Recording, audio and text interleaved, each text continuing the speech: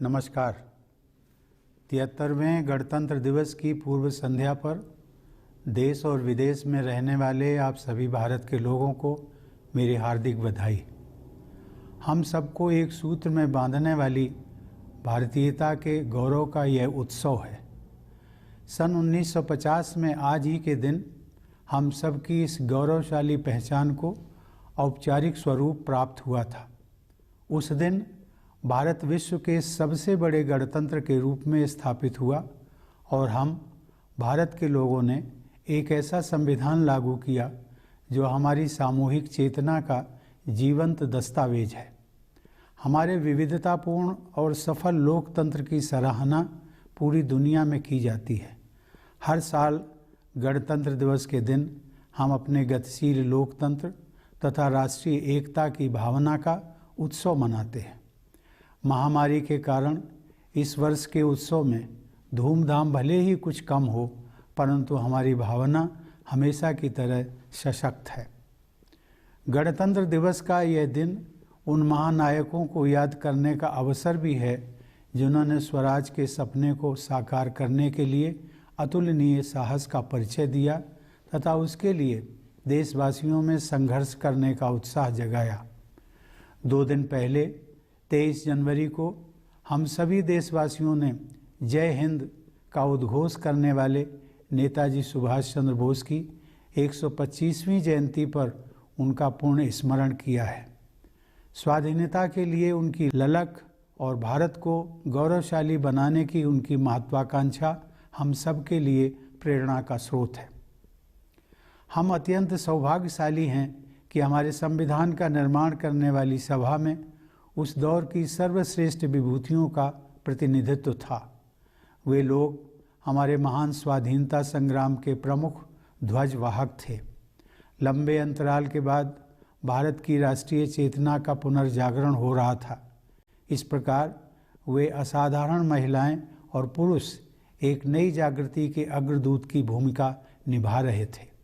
उन्होंने संविधान के प्रारूप के प्रत्येक अनुच्छेद, वाक्य और शब्द पर सामान्य जनमानस के हित में विस्तृत चर्चा की। वह विचार मंथन लगभग 3 वर्ष तक चला। अंततः डॉक्टर बाबा साहेब आम्बेडकर ने प्रारूप समिति के अध्यक्ष की हैसियत से संविधान को आधिकारिक स्वरूप प्रदान किया और वह हमारा आधारभूत ग्रंथ बन गया। यद्यपि हमारे संविधान का कलेवर विस्तृत है, क्योंकि उसमें राज्य के कामकाज की व्यवस्था का भी विवरण है, लेकिन संविधान की संक्षिप्त प्रस्तावना में लोकतंत्र, न्याय, स्वतंत्रता, समानता और बंधुत्व के मार्गदर्शक सिद्धांत सारगर्भित रूप से उल्लिखित हैं। इन आदर्शों से उस ठोस आधारशिला का निर्माण हुआ है जिस पर हमारा भव्य गणतंत्र मजबूती से खड़ा है। इन्हीं जीवन मूल्यों में हमारी सामूहिक विरासत भी परिलक्षित होती है। इन जीवन मूल्यों को मूल अधिकारों तथा नागरिकों के मूल कर्तव्यों के रूप में हमारे संविधान द्वारा बुनियादी महत्व प्रदान किया गया है। अधिकार और कर्तव्य एक ही सिक्के के 2 पहलू हैं।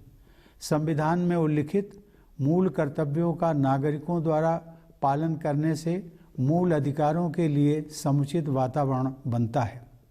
आह्वान किए जाने पर राष्ट्र की सेवा करने के मूल कर्तव्य को निभाते हुए हमारे करोड़ों देशवासियों ने स्वच्छता अभियान से लेकर कोविड टीकाकरण अभियान को जन आंदोलन का रूप दिया है।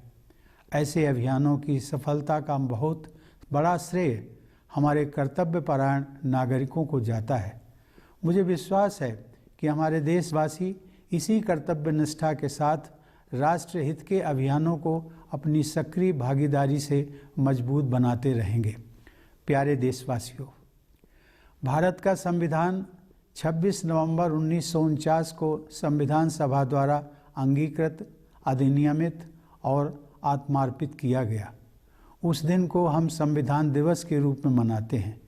उसके 2 महीने बाद 26 जनवरी 1950 से हमारा संविधान पूर्णतः प्रभावी हुआ।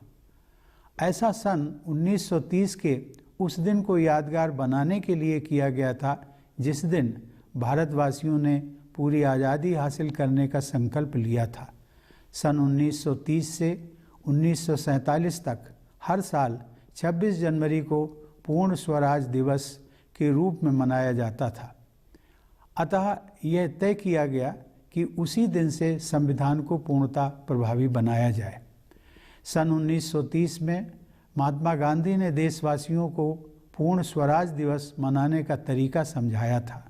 उन्होंने कहा था, चूँकि हम अपने ध्येय को अहिंसात्मक और सच्चे उपायों से ही प्राप्त करना चाहते हैं और यह काम हम केवल आत्मशुद्धि के द्वारा ही कर सकते हैं, इसलिए हमें चाहिए कि उस दिन हम अपना सारा समय यथाशक्ति कोई रचनात्मक कार्य करने में बिताएं।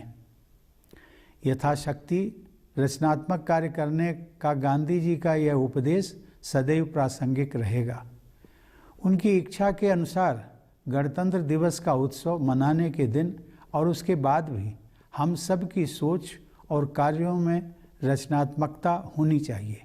गांधी जी चाहते थे कि हम अपने भीतर झांक कर देखें, आत्मनिरीक्षण करें और बेहतर इंसान बनने का प्रयास करें और उसके बाद बाहर भी देखें, लोगों के साथ सहयोग करें और एक बेहतर भारत तथा बेहतर विश्व के निर्माण में अपना योगदान करें।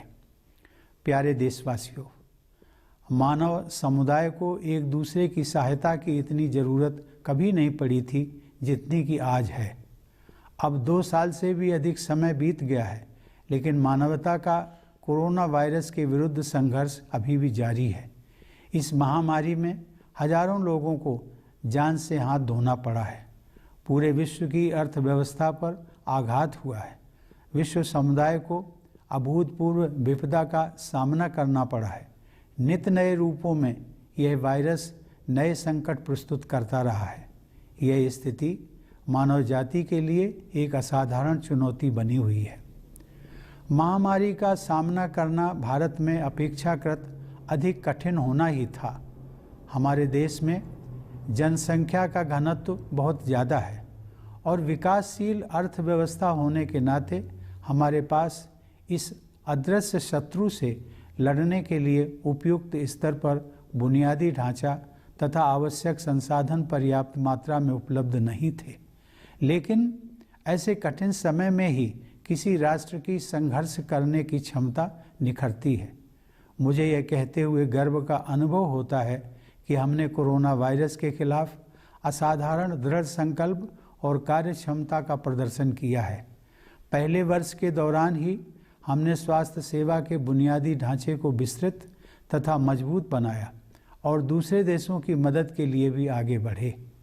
दूसरे वर्ष तक हमने स्वदेशी टीके विकसित कर लिए और विश्व इतिहास में सबसे बड़ा टीकाकरण अभियान शुरू कर दिया।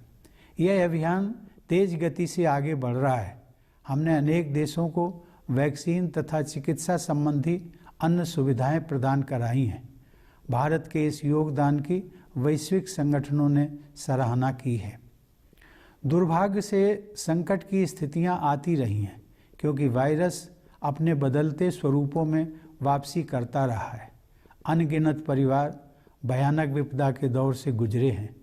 हमारी सामूहिक पीड़ा को व्यक्त करने के लिए मेरे पास शब्द नहीं हैं, लेकिन एकमात्र सांत्वना इस बात की है कि बहुत से लोगों की जान बचाई जा सकी है। महामारी का प्रभाव अभी भी व्यापक स्तर पर बना हुआ है, अतः हमें सतर्क रहना चाहिए और अपने बचाव में तनिक भी ढील नहीं देनी चाहिए। हमने अब तक जो सावधानियां बरती हैं उन्हें जारी रखना है। मास्क पहनना और सोशल डिस्टेंसिंग बनाए रखना कोविड अनुरूप व्यवहार के अनिवार्य अंग रहे हैं।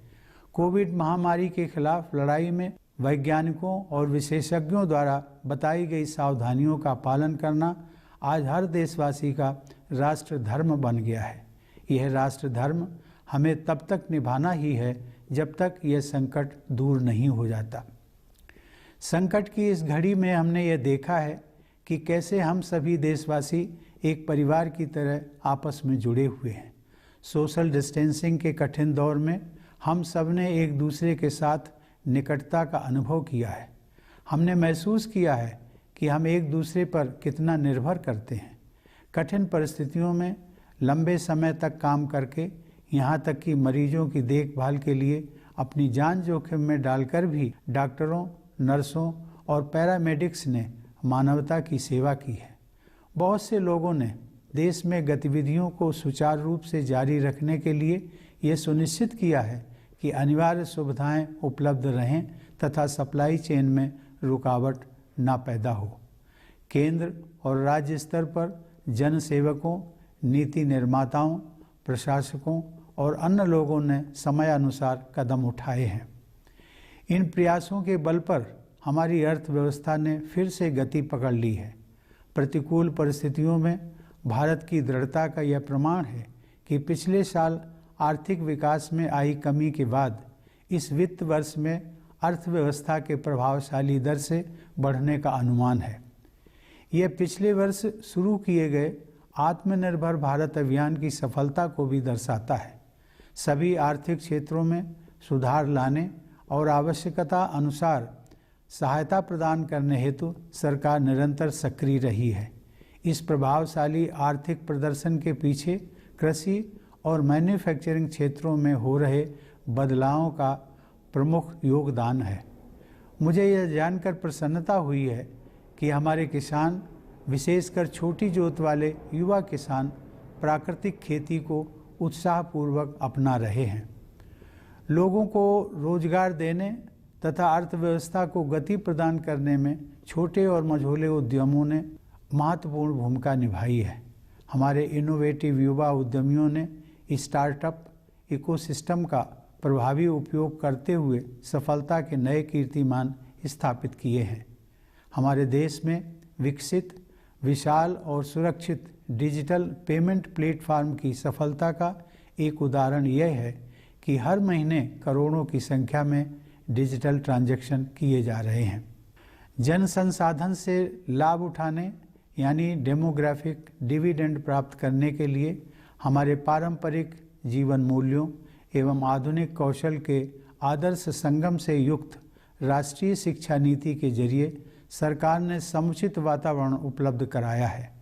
मुझे यह जानकर प्रसन्नता हो रही है कि विश्व में सबसे ऊपर की 50 इनोवेटिव इकोनॉमीज़ में भारत अपना स्थान बना चुका है। यह उपलब्धि और भी संतोषजनक है कि हम व्यापक समावेश पर जोर देने के साथ साथ योग्यता को बढ़ावा देने में सक्षम हैं। देवियों और सज्जनों, पिछले वर्ष ओलंपिक खेलों में हमारे खिलाड़ियों के शानदार प्रदर्शन से लोगों में खुशी की लहर दौड़ गई थी।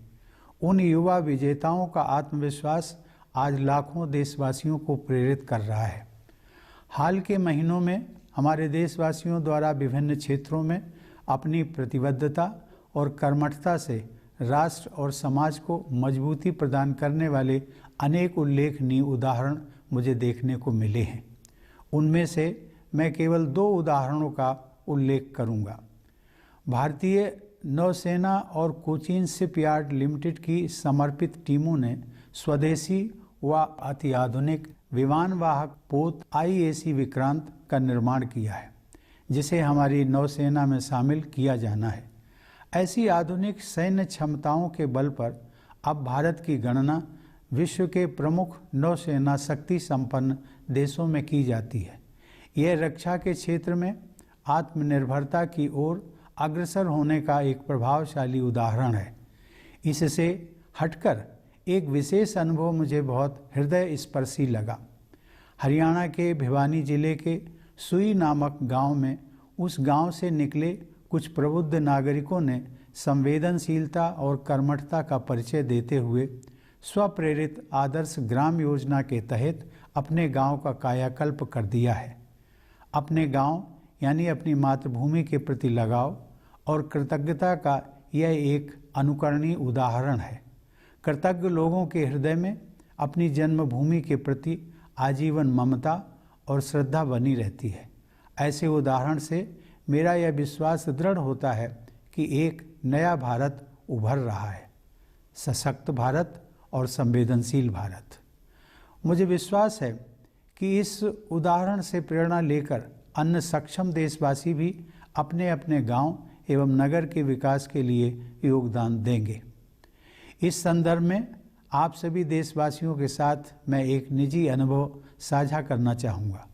मुझे पिछले वर्ष जून के महीने में कानपुर देहात जिले में स्थित अपनी जन्मभूमि अर्थात अपने गांव परौंख जाने का सौभाग्य मिला था।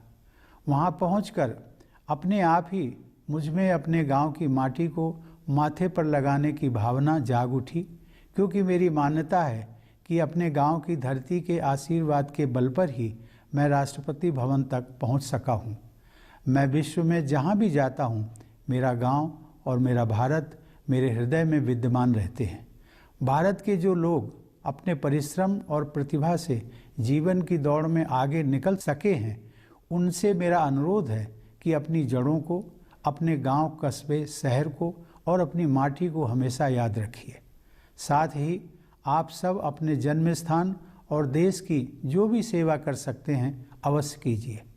भारत के सभी सफल व्यक्ति यदि अपने अपने जन्म स्थान के विकास के लिए निष्ठापूर्वक कार्य करें तो स्थानीय विकास के आधार पर पूरा देश विकसित हो जाएगा। प्यारे देशवासियों, आज हमारे सैनिक और सुरक्षाकर्मी देश अभिमान की विरासत को आगे बढ़ा रहे हैं। हिमालय की असहनीय ठंड में और रेगिस्तान की भीषण गर्मी में अपने परिवार से दूर वे मातृभूमि की रक्षा में तत्पर रहते हैं। हमारे सशस्त्र बल तथा पुलिसकर्मी देश की सीमाओं की रक्षा करने तथा आंतरिक व्यवस्था बनाए रखने के लिए रात दिन चौकसी रखते हैं, ताकि अन्य सभी देशवासी चैन की नींद सो सकें।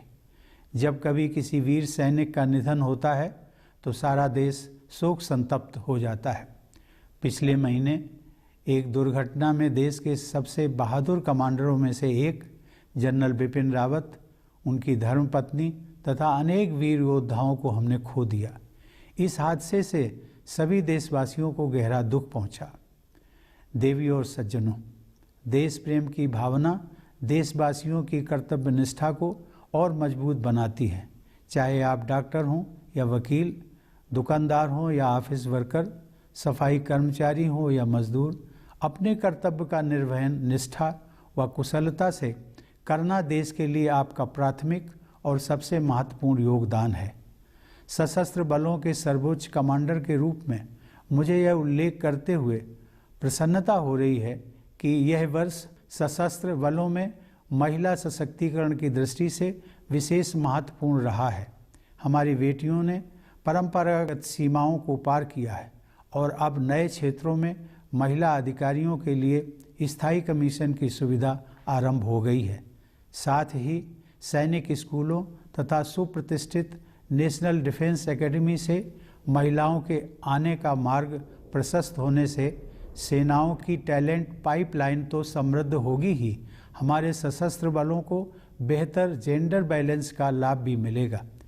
मुझे विश्वास है कि भविष्य की चुनौतियों का सामना करने के लिए भारत आज बेहतर स्थिति में है।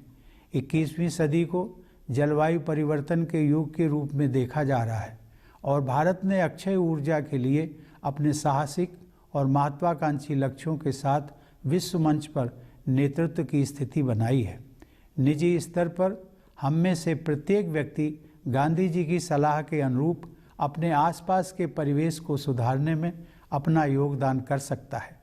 भारत ने सदैव समस्त विश्व को एक परिवार ही समझा है। मुझे विश्वास है कि विश्व बंधुत्व की इसी भावना के साथ हमारा देश और समस्त विश्व समुदाय और भी अधिक समरस तथा समृद्ध भविष्य की ओर आगे बढ़ेंगे। प्यारे देशवासियों, इस वर्ष जब हमारे देश की आज़ादी के 75 साल पूरे होंगे, तब हम अपने राष्ट्रीय इतिहास का एक महत्वपूर्ण पड़ाव पार करेंगे। इस अवसर को हम आज़ादी का अमृत महोत्सव के रूप में मना रहे हैं। मुझे यह जानकर प्रसन्नता हो रही है कि बड़े पैमाने पर हमारे देशवासी, विशेषकर हमारे युवा, इस ऐतिहासिक आयोजन में उत्साहपूर्वक भाग ले रहे हैं। यह न केवल अगली पीढ़ी के लिए बल्कि हम सभी के लिए अपने अतीत के साथ पुनः जुड़ने का एक शानदार अवसर है।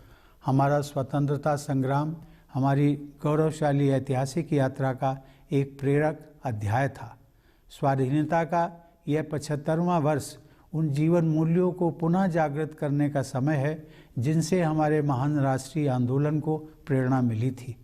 हमारी स्वाधीनता के लिए अनेक वीरांगनाओं और सपूतों ने अपने प्राण न्यौछावर किए हैं। स्वाधीनता दिवस तथा गणतंत्र दिवस के राष्ट्रीय पर्व न जाने कितनी कठोर यातनाओं एवं बलिदानों के पश्चात नसीब हुए हैं।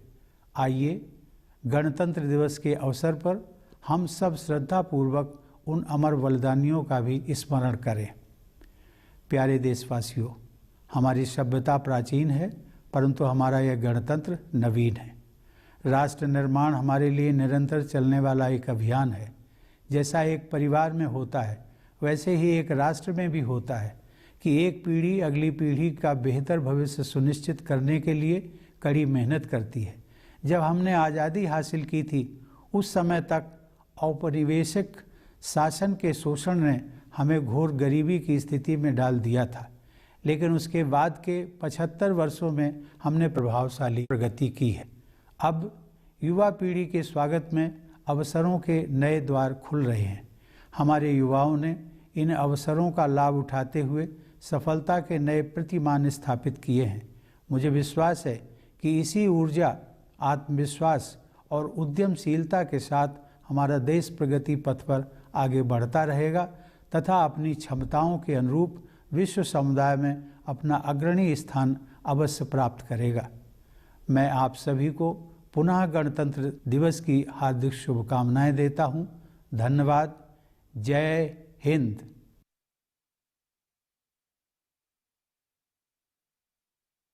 Dear fellow citizens, Namaskar. My heartiest greetings to all of you in India and abroad on the eve of the 73rd Republic Day. It is an occasion to celebrate what is common to us all, our Indianness. It was on this day in 1950 that this sacred essence of us all assumed a formal shape. That day, India was established as the largest democratic republic, and we the people put into effect a constitution that is an inspired document of our collective vision. The diversity and vibrancy of our democracy is appreciated worldwide. It is this spirit of unity and of being one nation which is celebrated every year as Republic Day. This year's celebrations may be muted due to the pandemic, but the spirit is as strong as ever. On this occasion, let us also remember the great freedom fighters who showed incomparable courage in their pursuit of the dream of Swaraj and fired up the people to fight for it. 2 days ago, on 23rd January, all of us observed the 125th birth anniversary of Netaji Subhash Chandra Bose, who had adopted the energizing salutation of Jai Hind. His quest for independence and his ambition to make India proud inspire all of us. We are immensely fortunate that the Constituent Assembly, which prepared the document, included some of the best minds of their generation. They were the leading lights of our great freedom struggle. After long years, the soul of India was reawakening, and these exceptional men and women were the harbingers of a new dawn. They discussed threadbare every article, every phrase, and every word on behalf of the people. The churning went on for close to 3 years. Eventually, it was Dr. Babasaheb Ambedkar who, as chairman of the drafting committee, prepared the final version that has become our founding document. While the text of the Constitution dealing with the details of the workings of the state is quite long, the preamble sums up its guiding principles: democracy, justice, liberty, equality, and fraternity. They form the bedrock on which our republic stands. These are the values that form our collective inheritance.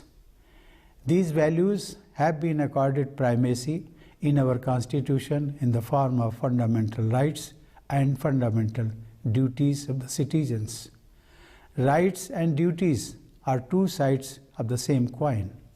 The observance of the fundamental duties mentioned in the Constitution by the citizens creates the proper environment for enjoyment of fundamental rights. By fulfilling the fundamental duty of rendering national service when called upon to do so, crores of our people have transformed the Swachh Bharat Abhiyan and the COVID vaccination drive into mass movements. A great deal of credit for the success of such campaigns goes to our dutiful citizens. I am sure that our people will continue to strengthen the campaigns of national interest with their active participation and will demonstrate the same dedication. The Constitution of India was enacted and adopted by the Constituent Assembly on 26 November 1949, which we now celebrate as Constitution Day. But it was made effective 2 months later. This was done to mark that day in 1930 when India resolved to win complete freedom. From 1930 to 1947, every year 26th January was celebrated as Purna Swaraj Day, and that was the day chosen to put the Constitution into force. Writing in 1930, Mahatma Gandhi had advised fellow citizens how Purna Swaraj Day was to be celebrated.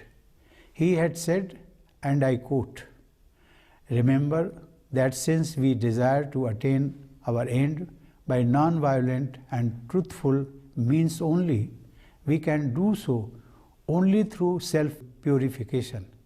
We should therefore devote the day to doing such constructive work as lies in our power to do." Unquote.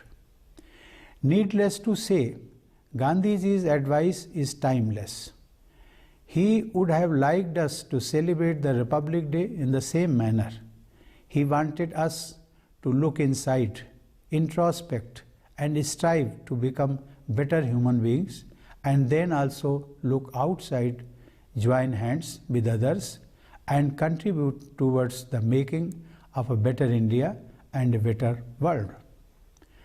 Dear fellow citizens, the world has never been in so much need of help as now. It has been over 2 years now, and humankind is still battling with the coronavirus. Hundreds of thousands of lives have been lost, and the world economy has been reeling under the impact. The world has suffered from unprecedented misery, and surge after surge of new variants have been posing new crises. It has been an extraordinary challenge to humankind. The pandemic management was bound to be all the more difficult in India. We have high population density, and as a developing economy, we did not have the level of resources and infrastructure needed to battle this invisible enemy. But it is only in such difficult times that the resilience of a nation shines forth. I am proud to say that we have shown an unmatched resolve against the coronavirus.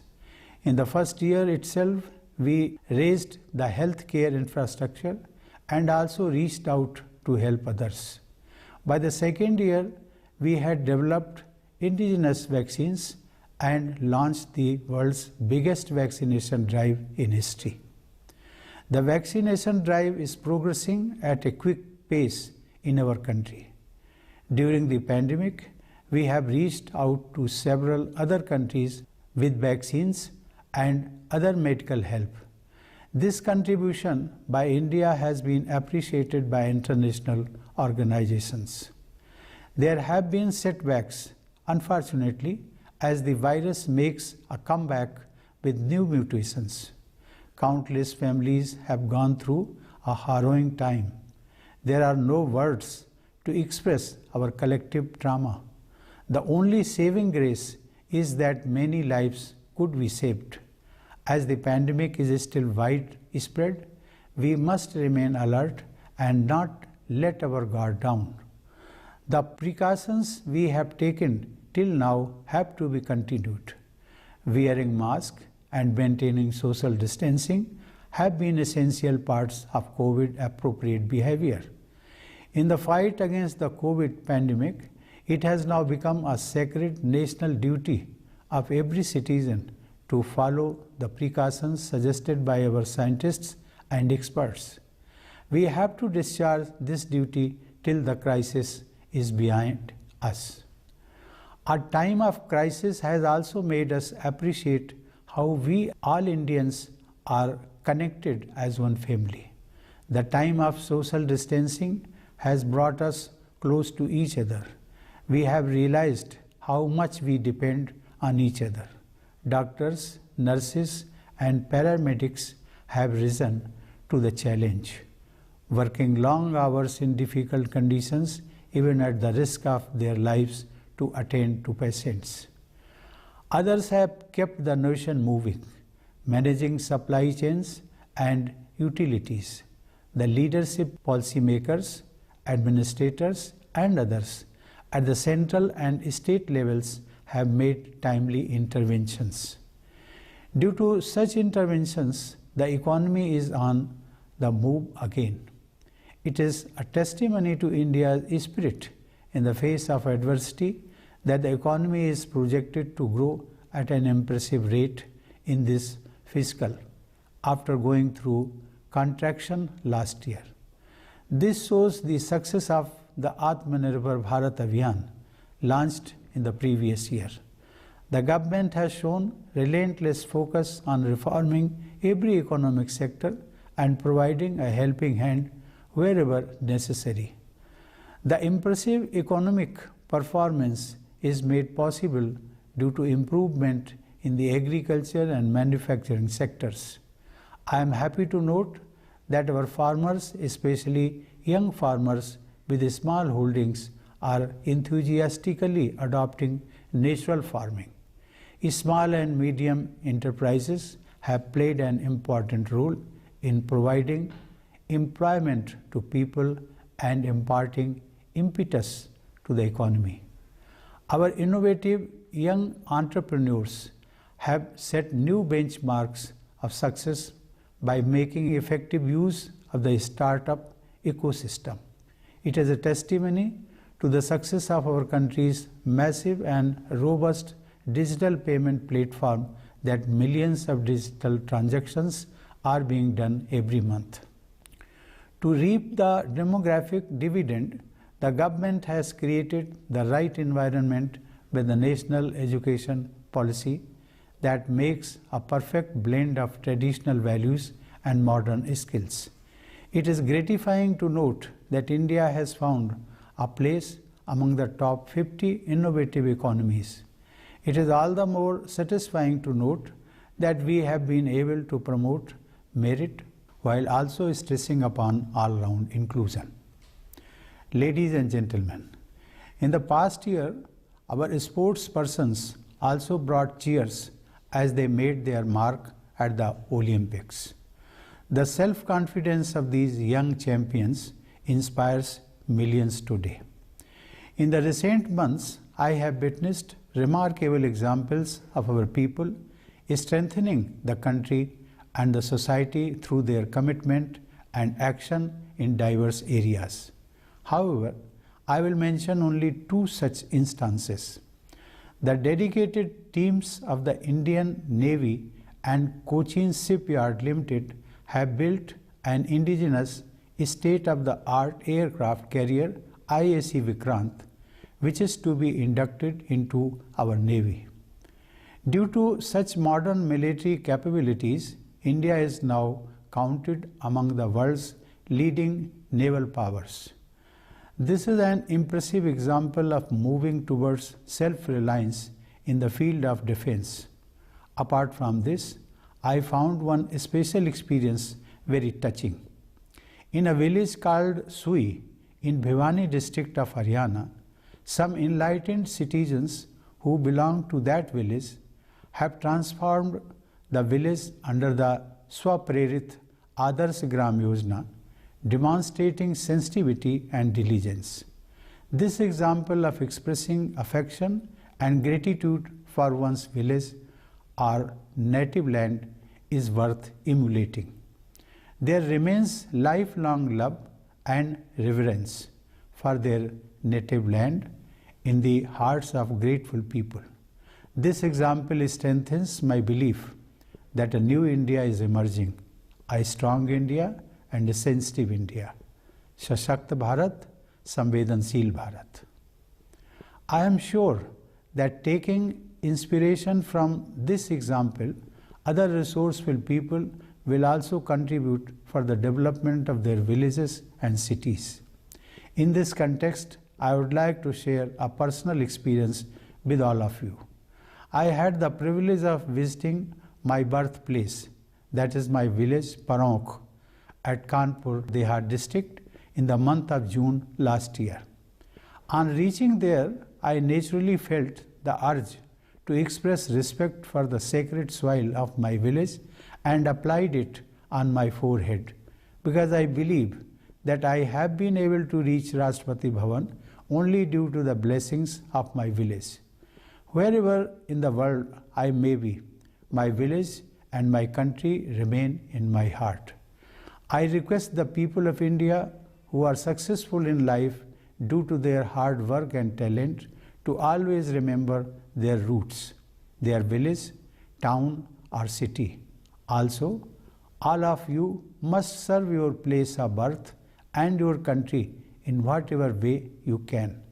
If all the successful people of India work sincerely for the development of their birthplaces, then the whole country will benefit from the outcome of such local development. Dear fellow citizens, today it is our soldiers and security personnel who carry on the legacy of national pride. In the unbearable cold of the Himalayas and in the excruciating heat of the desert, far away from their families, they continue to guard the motherland. It is thanks to the constant vigil of the armed forces securing our borders and the police personnel maintaining internal security within the country that their fellow citizens enjoy peaceful life. When a brave soldier dies on duty, the entire country feels sad. Last month, in an unfortunate accident, we lost one of the bravest commanders of the country, General Bipin Rawat, his wife, and many brave soldiers. The entire country was deeply saddened by the tragic loss.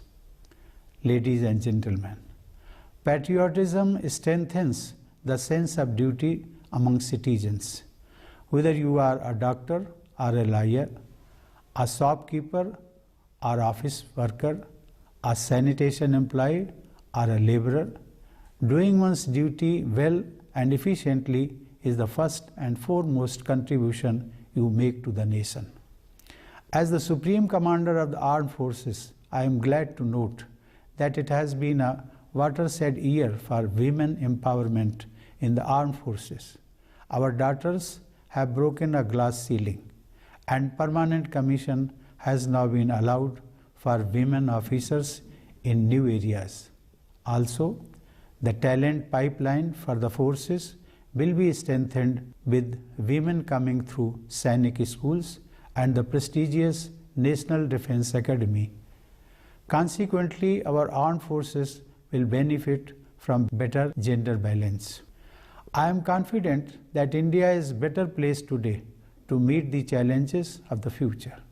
The 21st century is turning out to be the age of climate change, and India has taken a leadership position on the world stage in showing the way, especially with its bold and ambitious push for renewable energy. At the individual level, each one of us can remember Gandhiji's advice and help improve the world around us. India has always considered the whole world as one family.